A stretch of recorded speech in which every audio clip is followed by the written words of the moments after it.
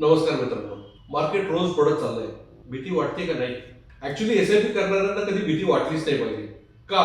याचं कारण असं आहे की एक बेनिफिट असतो एसआयपी करणाऱ्यांना की मार्केट जेव्हा पडत असतं ना ते तुमच्या फेवर मध्ये पडत असतं. आता हे कसं? समजा तुमची आज दर महिन्याची एसआयपी ची तारीख आहे आणि तुमची एसआयपी आहे 25,000 रुपयाची आणि फॉर एक्झाम्पल तुमच्या 25,000 रुपये ज्यावेळेस गुंतवणूक करता त्यामध्ये समजा तुम्हाला 100 युनिट्स अवेलेबल झाले. ओके.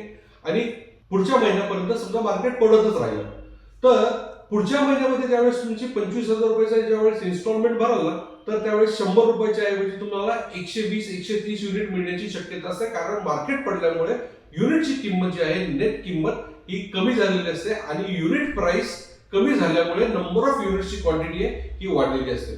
मित्रांनो, मी एक सांगतो तुम्हाला, मार्केट पडतंय ह्याबद्दल कधीही चिंता करू नका.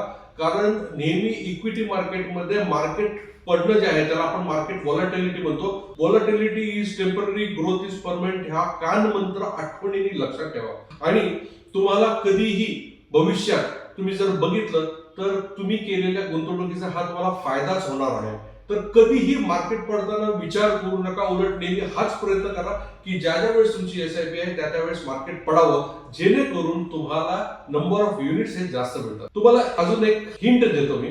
कधीही चेस करताना जास्तीत जास्त युनिट्स कसे अक्युमुलेट मिळतील ह्या गोष्टीकडे फोकस करा.